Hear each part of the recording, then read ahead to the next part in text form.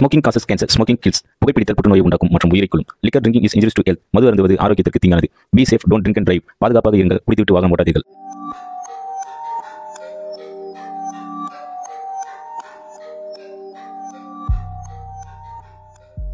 Welcome passenger real life go ஸ்டோரிஸில் நான் உங்கள் ஹண்ட்மேன்.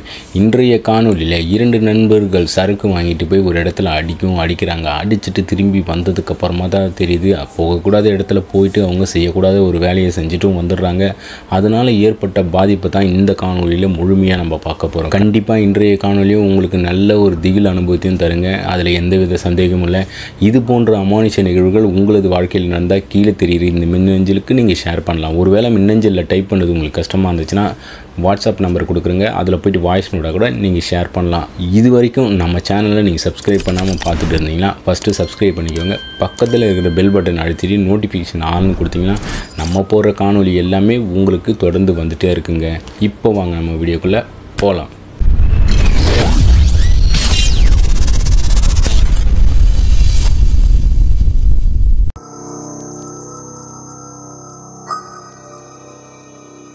இன்றைய காணொலியை நம்மளுக்கு மின்னஞ்சல் மூலியமாக ஷேர் பண்ணது குணா என்ற நபர் தாங்க. இந்த சம்பவம் இவருக்கும் இவரோட நண்பர் என்ற கார்த்திக்கும் கிட்டத்தட்ட 5 ஆண்டுகளுக்கு முன்னாடி, அதாவது 2019ஆம் ஆண்டு நடந்த ஒரு உண்மை சம்பவம் தாங்க. இந்த சம்பவம் எந்த இடத்துல நடந்துச்சுன்னு பார்த்தீங்கன்னா, தமிழ்நாட்டில் சென்னைக்கு அடுத்த ரெட்டில்ஸ்னு ஒரு ஏரியா இருக்குங்க. அங்கே அலமாதின்னு ஒரு ஊரும் இருக்குது. அந்த ஊரில் கிளை கிராமங்கள் அப்படின்ட்டு நிறையவே இருக்கும். அந்த இடத்துல வசிக்கக்கூடிய நபர் தாங்க இந்த குணாவும் கார்த்தியும். இவங்க 2 பேரை பற்றி சொல்லணும்னா, இவங்க 2 பேரும் சின்ன வயசுலேருந்தே நல்ல நண்பர்களாக தான் இருந்திருக்காங்க. ஸ்கூல் டேஸில் படிக்கும் போதும், அதுக்கப்புறமா இவங்க காலேஜெல்லாம் போலங்க. 10ஆம் வகுப்பு 2 பேருமே ஃபெயில் ஆகிடுறாங்க. அதனால் இவங்க கூலி வேலைக்கு அப்பத்துலேருந்து கிடைக்கிற வேலைக்கு, வண்டிங்களுக்கு, அந்த மாதிரியான வேலைகளுக்கு போயிட்டு இருந்திருக்காங்க. இவங்க 2 பேரும் குடும்பத்தை பற்றி சொல்லணும்னா, இவங்க 2 பேரும் குடும்பமும் பொருளாதாரத்தில் ரொம்பவே பின்தங்கிய நிலையில் இருக்கிறாங்க. அதனால் இவங்க கஷ்டப்பட்டு உழைச்சி எடுத்துகிட்டு வர காசை வச்சு தான் இவங்க குடும்பம் ரன் ஆகிட்டு இருக்கு. இவங்க அப்பாவும் இருக்கார், இவங்களுக்கு ஒரு தங்கச்சி ஒரு தம்பி, அதாவது குணான்னு சொன்னாங்க இல்லையா, அவருக்கு ஒரு தங்கச்சி இருக்கார், இந்த கார்த்திக்ன்றவருக்கு ஒரு தம்பி இருக்கார். அப்பா அம்மா இவங்க அப்படியே பக்கத்து வீடு தாங்க. இப்படி தான் இவங்க குடும்ப வாழ்க்கையும் அப்படியே நடந்துகிட்டே இருக்குது. இவங்க அப்பாவும் கூலி வேலைக்கு தான் போகிறாரு, அதே மாதிரி கார்த்தியோட அவங்க அப்பாவும் கூலி வேலைக்கு தாங்க போகிறாரு. இப்படியே தாங்க போயிட்டே இருக்குது. பல வருஷமாக இவங்க நல்ல நண்பர்களாக தான் இருக்காங்க. என்ன சண்டை வந்தாலும் அதுக்கப்புறமா இவங்க 2 பேரும் நல்லா பேசி பழகிறது வழக்கமாகவே இருந்திருக்கு. அதை தாண்டி இவங்க 2 பேருக்குமே குடிக்கிற பழக்கம் இருக்குங்க. இதனால தான் இவங்களுக்கு பெரிய பிரச்சனை வரப்போகுது. அன்னைக்கு ஒரு நாள் இவங்க 2 பேருமே வேலையை முடிச்சுட்டு, அதாவது இவங்க கிடைக்கிற வேலை செய்வாங்க அப்படின்னு சொன்னீங்களா, காய்கறி லோடெல்லாம் வரும், அதெல்லாம் எடுத்துமிட்டு இந்த இடத்துல இறக்கி வைக்கிறது, அதுக்கப்புறம் வேறு ஏதாச்சும் லோட் மேனாக வேலைக்கு போகிறது, இப்படிப்பட்ட வேலைகள் தான் செஞ்சுருந்தாங்க. உடல் உழைப்பு ரொம்பவே அதிகங்க. இந்த மாதிரியான வேலைகள்லாம் செஞ்சிங்கன்னா ரொம்பவே கஷ்டமாக இருக்கும், உடம்பெல்லாம் வலிக்கும். அதனாலவே இவங்க குடிக்க அடிமையாகிட்டாங்க.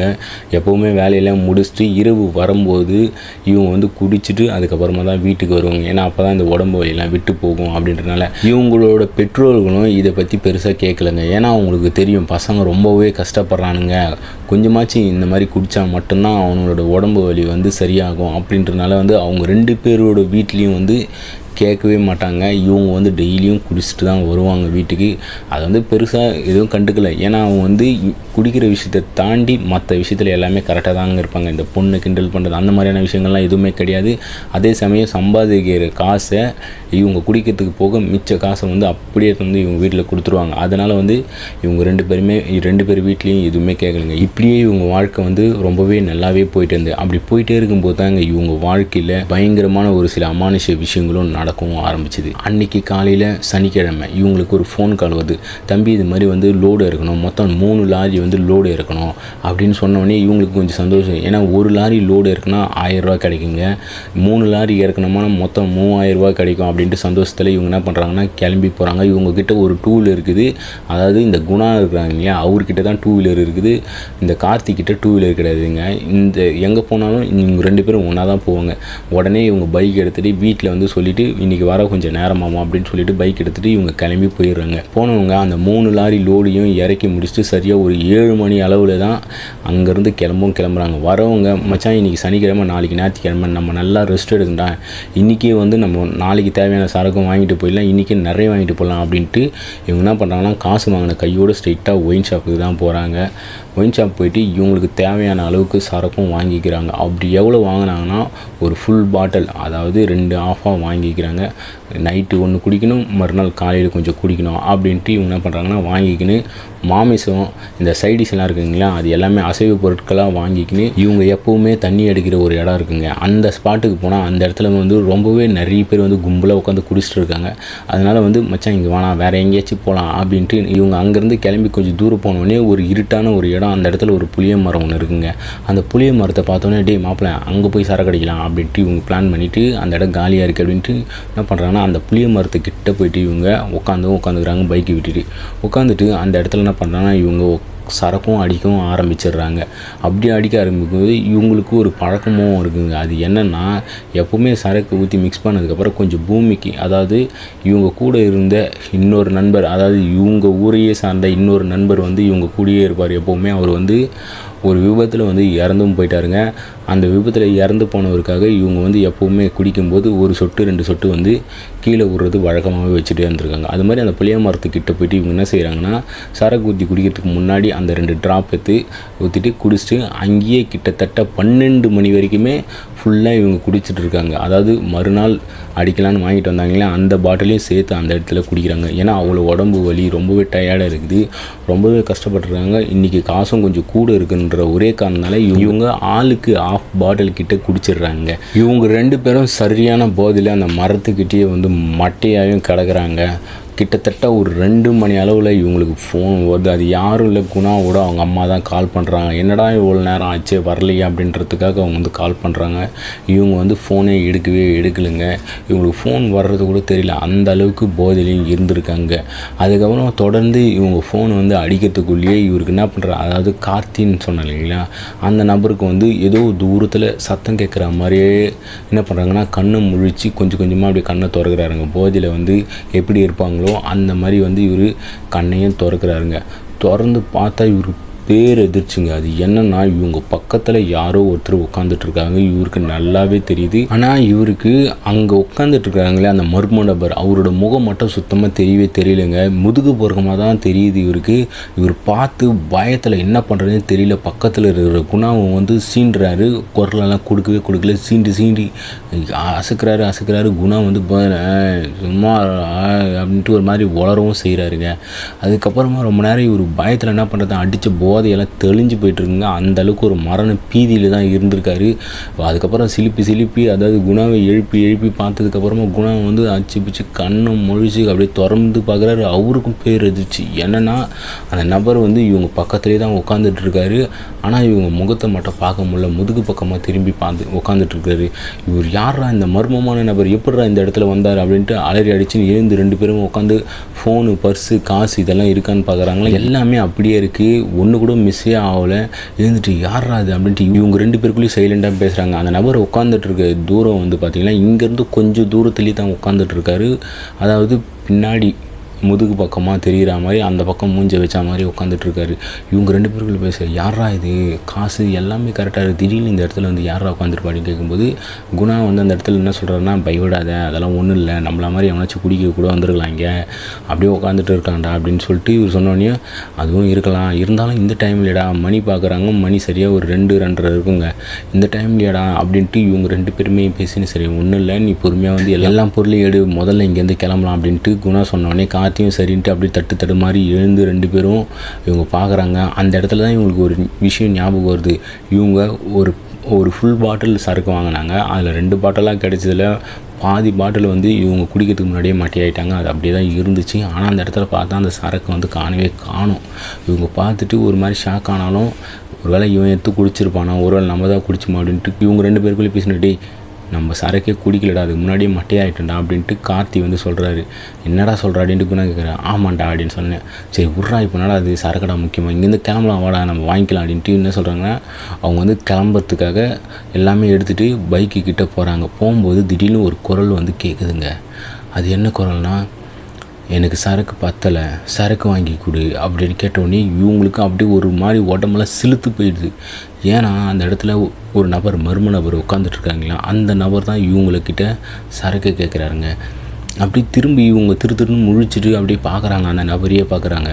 பார்த்துட்டு அப்படியே ஒரு மாதிரி சைலண்ட்டாகவே இருக்கிறாங்க. மறுபடியும் அந்த நபர், எனக்கு சரக்கு பத்தலை, சரக்கு வாங்கி கொடு அப்படின்னு கேட்டவுடனே இவங்களுக்கு பீதி ஆகிட்டுருக்கு. என்னடா இது, யாரா இது இந்த இடத்துல வந்து உட்காந்து நம்மக்கிட்ட சரக்கு கேட்குறாங்களே.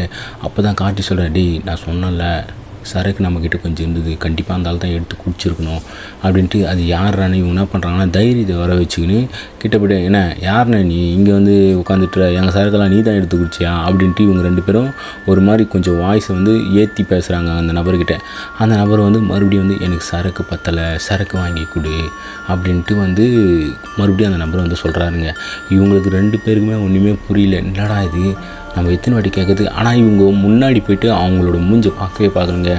மறுபடியும் அந்த நபர், மர்மமான நபர் வந்து சரக்கு மட்டுமே கேட்குறாரு.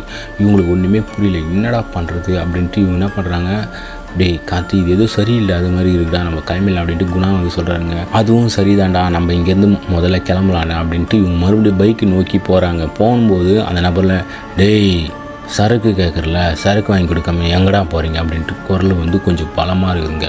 இது கேட்ட இவங்களுக்கு பதறி போய், என்னடா இது திடீர்னு இந்த மாதிரி ஒரு ஆக்ரோஷமாக பேசுகிறானே இந்த ஆள், யாரா இருக்கும் அப்படின்ட்டு, டேய் அப்படின்ட்டு ஒரு மாதிரி கார்த்தி என்ன பண்ணுறாரு, அந்த இடத்துல கோவப்படுறாரு, துடுக்காக பேசுவார் கார்த்தி. அதனால் என்ன பண்ணுறாங்கன்னா, கிட்ட போய், டேய் அவனுக்கு எங்கள் சரக்கெல்லாம் எடுத்து குச்சி விட்டு இப்போ வந்து நீ நெக்கலாக பேசினுக்கிறியா எங்கள் கிட்டே அப்படின்ட்டு ஒரு மாதிரி மிரட்டுற தோனியில் வந்து பேசியிருக்காருங்க. அந்த நபரில், டேய் ஒழுங்கு மரியாதை சரக்கு வாங்கி கொடு அப்படின்ட்டு மறுபடியும் கேட்டோன்னே இவருக்கு கொஞ்சம் பயமும் ஆயிடுது. ஏன்னா இவங்க ரெண்டு பேர் இருக்காங்க, அந்த ஆள் ஒருத்தனாக இருக்கானே அப்படின்ட்டு இவங்க என்ன பண்ணுறாங்கன்னா, கொஞ்சம் லைட்டாக அப்படியே அந்த இடத்துல தடுமாறுறாங்க. அதுக்கப்புறமா அடி கார்த்தி இது சரியில்லாத மாதிரி இருக்குது, நம்ம இங்கேருந்து முதல்ல கிளம்புற வழியை பார்க்கண்டா அப்படின்ட்டு என்ன பண்ணுறாங்கன்னா, பைக்கு கிட்டே போயிட்டு பைக்கை ஸ்டார்ட் பண்ணுறாங்க. ஸ்டார்ட்டே ஆகலைங்க. இவங்களுக்கு என்ன பண்ணுறதுன்னு ஒன்றுமே புரியல. அப்போ குணா வந்து கார்த்திகிட்ட சொல்கிறாருங்க, தெரியாதனமாக இந்த இடத்துல வந்துட்டா, நம்ம தப்பு பண்ணிட்டோம், இது எதோ சரியில்லாத இடம் போல் தோணுது, முதல்ல இந்த இடத்துலேருந்து போயிடணும் அப்படின்ட்டு வண்டியை வந்து ஸ்டார்ட் பண்ணுறாங்க. ஸ்டார்ட்டே ஆகலைங்க. அதுக்கப்புறமா அந்த நபர் என்ன பண்ணுறாங்கன்னா, திடீர்னு வந்து அப்படியே எந்திரிச்சு நிற்கிறாரு. அப்பயும் முதுகு பக்கம் தான் தெரியுது. இவங்க என்ன பண்ணுறாங்கன்னா, அப்படியே அந்த உருவத்தை, அதாவது அந்த நபரையே பார்த்துட்டே இருக்காங்க. அந்த நபர் வந்து அந்த பக்கமாக பார்த்த மாதிரி நின்றுட்டு, சரக்கு வாங்கி கொடுக்காம நீங்கள் எங்கடா போகிறீங்க அப்படின்ட்டு மறுபடியும் வந்து அந்த நபர் வந்து கேட்ட உடனே இவங்களுக்கு கரண்டு போயிடுதுங்க. ஏன்னா திடீர்னு ஒரு மர்மமான நபர் இந்த இடத்துல இவ்வளோ இருட்டில் 2:30 மணி இருட்டில் வந்து நின்றுட்டு சரக்கு வாங்கி கொடுன்னு மிரட்டுற தோனியில் பேசின உடனே இவங்களுக்கு என்ன பண்ணுறதுன்னு தெரியல. வண்டி வேற ஸ்டார்ட்டும் ஆக மாட்டேங்குது. இது வந்து இவங்க குடிக்கிறது புதுசுங்க. இந்த இடத்துல எப்பவுமே குடிக்கிற இடத்துல ஆளுங்க இருக்கிறாங்கன்னு இவங்க இந்த இடத்துக்கு வந்தாங்க. இந்த இடத்துல இந்த மாதிரி நடந்துச்சுன்னு இவங்களுக்கு ஒரு பக்கம் பயம் இருந்தாலும் என்ன பண்ணுறதுன்னு தெரியலாமல் அப்படியே பரிதவிச்சு போய் நிற்கிறாங்க. இவங்க அடித்த போது எல்லாமே தெளிஞ்சு போயிடுச்சுங்க இங்கே நடந்த சம்பவத்தால். அதுக்கப்புறமா கார்த்தி வந்து, அண்ணே யாருண்ணே நீ, எதுண்ணே சரக்கு வேணுன்ற, எங்கள் சரக்கு நீ தானே எடுத்து குடிச்ச, எதுக்குண்ணே இப்போது நாங்கள் வேறு கிளம்புனேன் வீட்டில் வேறு தேடுவாங்க அப்படின்ட்டு அவர் வந்து கொஞ்சம் தன்மையாக தான் பேசுகிறாரு அந்த நபர்கிட்ட. ஆனால் அந்த நபர் வந்து சரக்கு வாங்கி கொடு அப்படின்னு கேட்குறாரு. இவங்களுக்கு என்ன பண்ணுறதுனே தெரியல. யோ யார் தான் நீ, மூஞ்ச காட்டியா அப்படின்ட்டு வந்து குணா வந்து கேட்குறாருங்க. அந்த நபரில் திரும்பி பொறுமையாக இவங்கள பார்த்துருக்காருங்க. பார்த்த உடனே இவங்களுக்கு அப்படியே பதறி போய் ஈரக்கொலைன்னு நட்டிங்கி போயிட்டுருக்குங்க. அப்படி என்ன அவங்க பார்த்தாங்கன்னா, இவங்க கிராமத்திலே ஒருத்தர் இருந்தாருங்க, சொக்கலிங்கன்னு. எந்நேரமும் இவர் குடிச்சிட்டே இருப்பார், குடிச்சிட்டே இருப்பார். எனி டைம் இவரோட வேலையை குடிக்கிறது, எங்கேனா போய் உளுந்து கிடக்கிறது, இப்படியே தான் இவர் இருந்திருக்காரு. அந்த நபரை தான் இவங்க பார்த்துருக்காங்க. அதை பார்த்துட்டு தான் இவங்க அதிர்ச்சி ஆகி போய்க்கிறாங்க. சரி, அந்த நபரை பார்த்துட்டு இவங்க ஏன் அதிர்ச்சி ஆகணும் அப்படின்னா என்ன நடந்திருக்கும் அந்த இடத்துல? ஏன்னா அந்த சொக்கலிங்கன்றவர் கிட்டத்தட்ட இறந்து வந்து 10 ஆண்டு காலம் ஆகுதுங்க. அந்த இறந்து போன நபரை பார்த்து தான் இவங்க அப்படியே பதறி போயிருக்காங்க. அந்த சொக்கலிங்கத்தை இவங்க பார்த்தோன்னே இவங்களுக்கு என்ன பண்ணுறதுன்னு தெரியல, அப்படியே ஈரக்கொலையே நடுங்கி போயிருக்கு. இருந்தாலும் எங்கடா இங்கே வந்தான் அப்படின்ட்டு கார்த்தி ஓடுறான். அப்படின்னோடனே குணா அவன் கார்த்தி ஊழ்ந்து அடித்து பைக்கை அங்கேயே விட்டுட்டு ஓட ஆரம்பிச்சிருக்காங்க. திப்புன்னு ஓட ஆரம்பிச்சிருக்காங்க. இவங்க சரக்கு அடிக்கிற இடம் இவங்க ஊரில், அதாவது இவங்க வசிக்கிற இடத்துலேருந்து கொஞ்சம் தூரத்தில் தான் இருக்குது. அதனால் என்ன பண்ணுறாங்கன்னா இவங்க ஆல்ரெடி அடிச்சுன்னு ஓட ஆரம்பிச்சாங்க. இவங்க வீட்டுக்கிட்ட தாங்க போய் நின்று இருக்காங்க.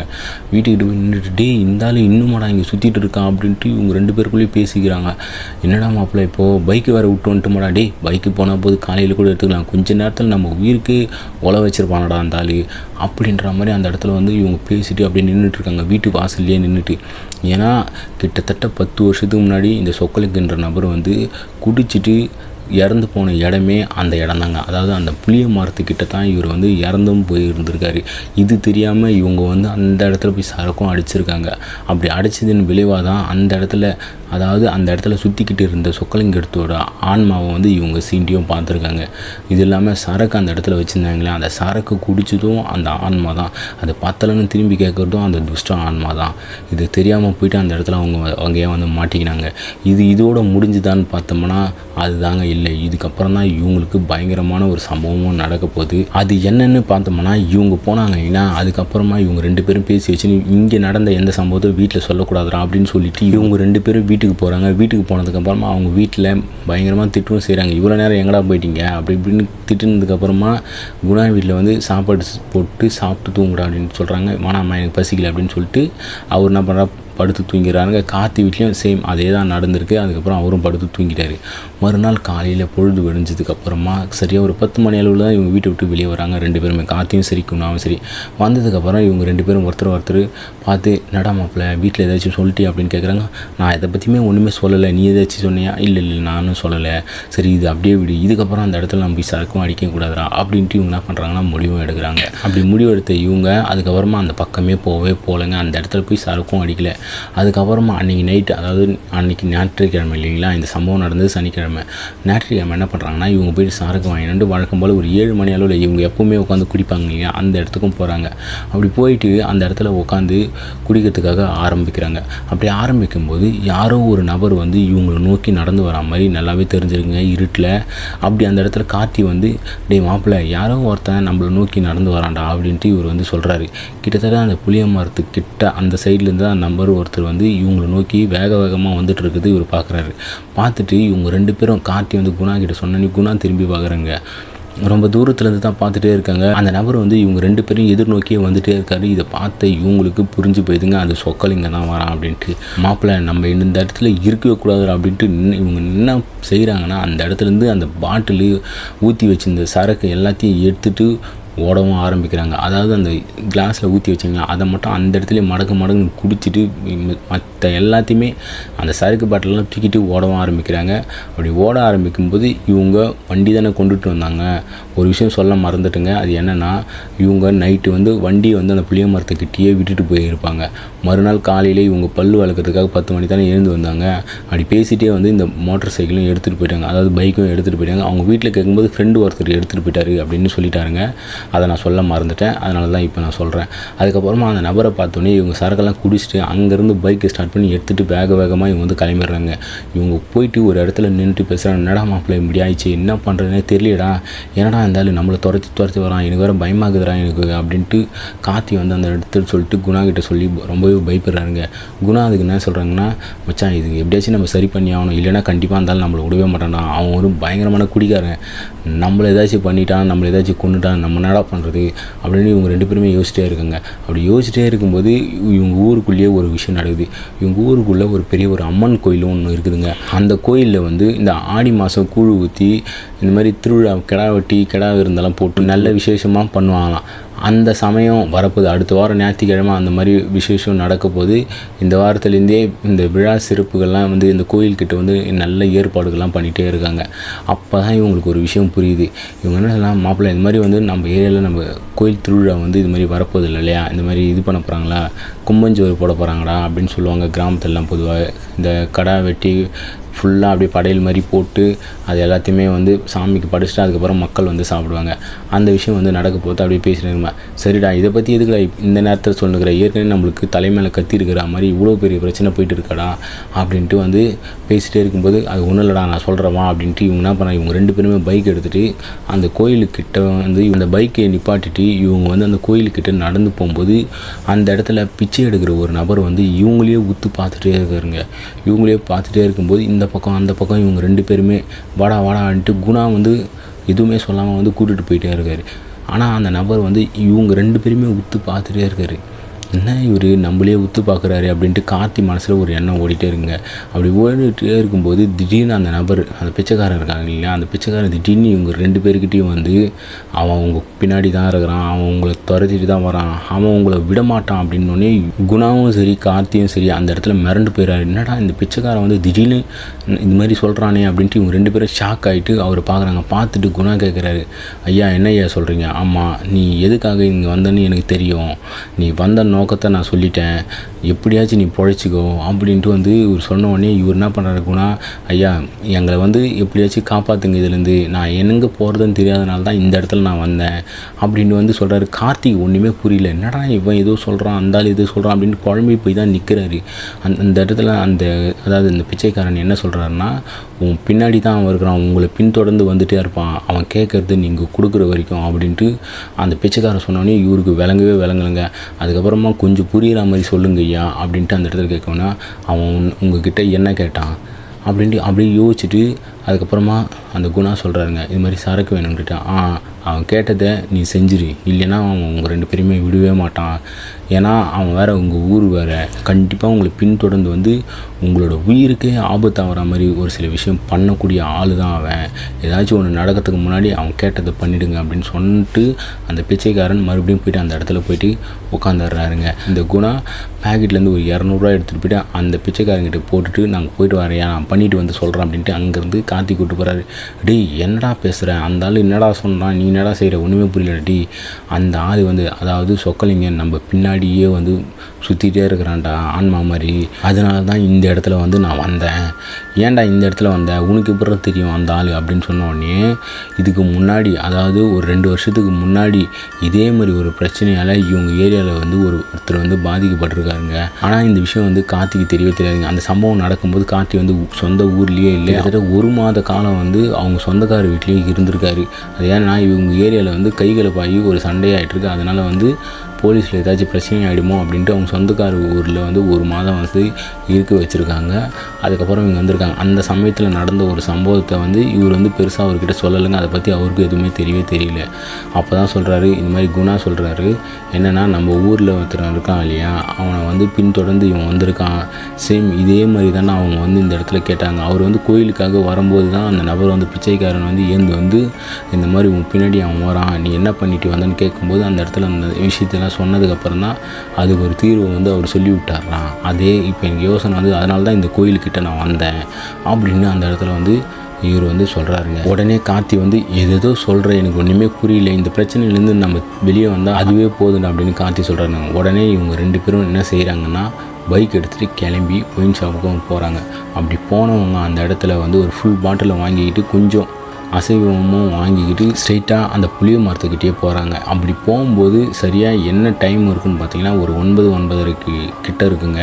போயிட்டு அந்த இடத்துல அந்த ஃபுல் பாட்டில் இல்லைங்க, அந்த ஃபுல் பாட்டில் சரக்கையும் கிளாஸில் வந்து எல்லா கிளாஸ்லையும் கிட்டத்தட்ட ஒரு 4-5 கிளாஸ் எடுத்துகிட்டு போகிறாங்க. அந்த 4-5 கிளாஸ்லையும் சரக்கு வந்து ஊற்றி வச்சுட்டு அந்த இடத்துல மாமிசத்தை பிரித்து வச்சுட்டு திரும்பி பார்க்காம அந்த இடத்துல போகிறாங்க. போகிறதுக்கு முன்னாடி ஒரு விஷயத்த சொல்கிறாங்க, நீ கேட்டதை நாங்கள் வந்து வாங்கி வந்து கொடுத்துட்டோம், இதுக்கப்புறம் எங்களை வந்து நீ தொந்தரவு பண்ணக்கூடாது, நீ ஒரு நல்ல ஆன்மாவை வந்தால் இதுக்கப்புறம் எங்கள் பின்னாடி வராத, நீ கேட்டது எல்லாமே நாங்கள் கொடுத்துட்டல, எங்களை நிம்மதியாக இருக்க விடு அப்படின்ட்டு அந்த இடத்துல சொல்லிவிட்டு அங்கேருந்து திரும்பி கூட பார்க்காம 2 பேருமே கிளம்பி போயிடுறாங்க. அப்படி கிளம்பி ஸ்ட்ரெயிட்டாக அவங்க வீட்டுக்கு தாங்க போகிறாங்க. போயிட்டு காலெலாம் கழுவிட்டு வீட்டு வெளியவே உட்காந்து பேசிகிட்டே இருக்காங்க 2 பேரும். பேசிவிட்டு அதுக்கப்புறமா தூங்குறதுக்கும் போயிடுறாங்க. இவங்க சாப்பிட தூங்கிட்டு மறுநாள் காலையில் இவங்க வேலைக்கு போகாமல் ஸ்ட்ரெயிட்டாக அந்த கோயிலுக்கு தான் போகிறாங்க. கோயிலுக்கு போனதுக்கப்புறமா அந்த பிச்சைக்காரன் இவங்க 2 பேரையும் பார்க்குறாரு.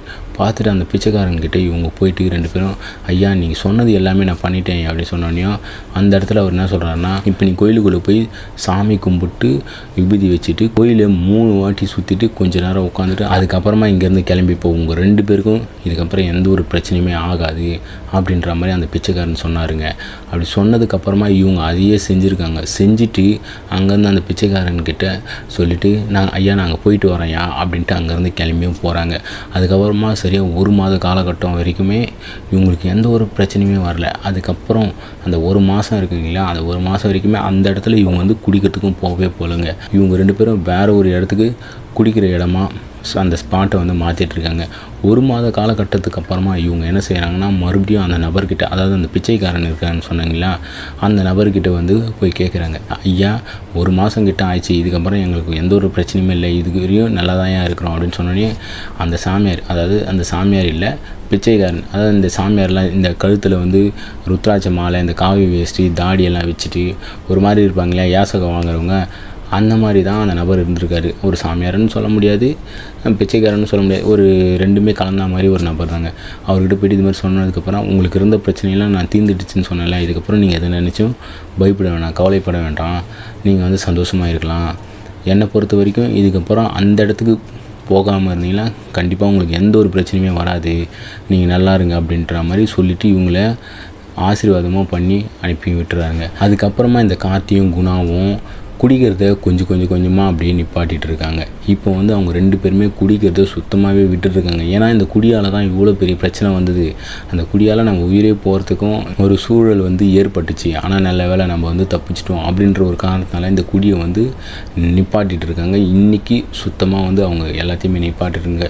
இன்னொரு விஷயம் என்னென்னா, இந்த சம்பவம் எதுவுமே அவங்க வீட்டுக்கு தெரியாமல் அவங்க 2 பேருமே மெயின்டைன் பண்ணியிருக்காங்க. ஏன்னா அவங்க வீட்டில் இருக்கவங்க ரொம்பவே பயப்படுவாங்க அப்படின்ற ஒரு காரணத்தினால இப்போ இந்த 2 பேருக்குமே கல்யாணம் ஆகிட்டு இவங்க 2 பேருமே மூட்டை தூக்குற வேலை, அதாவது காய்கறி லோடு வந்தால் மூட்டை தூக்குற வேலை, இந்த மாதிரி வேலை தானே பார்த்துட்டு இருந்தாங்க. இப்போ இவங்க 2 பேருமே சேர்ந்து ஒரு கடையை வந்து வாடகை எடுத்து அந்த கடையை வந்து சக்ஸஸ்ஃபுல்லாக ரன் பண்ணிட்டும் வராங்க. இப்போ கொஞ்சம் வருமானமும் ஈட்டிட்டும் வராங்க. நல்ல நண்பர்கள் குடியை விட்டதுக்கப்புறமா சொந்தமாக ஒரு தொழிலும் ஆரம்பிச்சிருக்காங்க.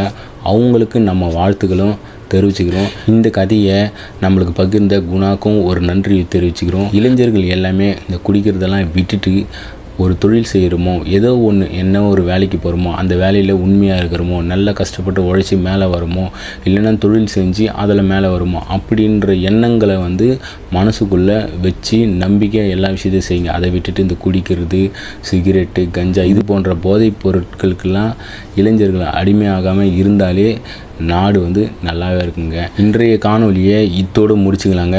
இன்றைய காணொலி உங்களுக்கு கண்டிப்பாக பிடிச்சிருக்குன்னு நான் நம்புகிறேங்க. அப்படியே ஒரு லைக் ஒன்று போட்டு ஏதாச்சும் கருத்துக்கள் தெரிவிக்கணும்னா கீழே கமெண்ட் பாக்ஸில் போய்ட்டு நீங்கள் கமெண்ட் பண்ணலாம். இது போன்ற ஏதாச்சும் அமானுஷ திகில் நிகழ்வுகள் உங்களது வாழ்க்கையிலையோ அல்லது உங்களோட நண்பர்களோட வாழ்க்கையிலையோ நடந்திருந்தால் தெரிவிக்க வேண்டிய மின்னஞ்சல் வந்து கீழே இருக்குதுங்க. அதில் போய்ட்டு நீங்கள் டைப் பண்ணி அனுப்பலாம். ஒரு வேளை உங்களுக்கு பெருசாக டைப் பண்ணுறது கஷ்டமாக இருந்துச்சுன்னா வாட்ஸ்அப் நம்பர் கொடுக்குறங்க, அதில் போய்ட்டு வாய்ஸ் நோட்டாக நீங்கள் ஷேர் பண்ணலாம். கண்டிப்பாக அந்த சம்பவம் எல்லாமே நம்ம சேனலில் அப்லோட் பண்ணப்படும். இது வரைக்கும் நம்ம சேனலை நீங்கள் சப்ஸ்கிரைப் பண்ணால் பார்த்துருந்தா ஃபஸ்ட்டு சப்ஸ்கிரைப் பண்ணிக்கோங்க. பக்கத்தில் இருக்கிற பெல் பட்டன் அழுத்திட்டு நோட்டிஃபிகேஷன் ஆள்னு கொடுத்தீங்கன்னா நம்ம போடுற இது போன்ற அமானுஷ நிகழ்வுகள் எல்லாமே உங்களுக்கு வந்துகிட்டே இருக்குங்க. இதே போன்ற இன்னொரு அமானுஷ காணொலியில் உங்களை சந்திக்கும் வரை நான் உங்கள் ஹண்ட்மேன்.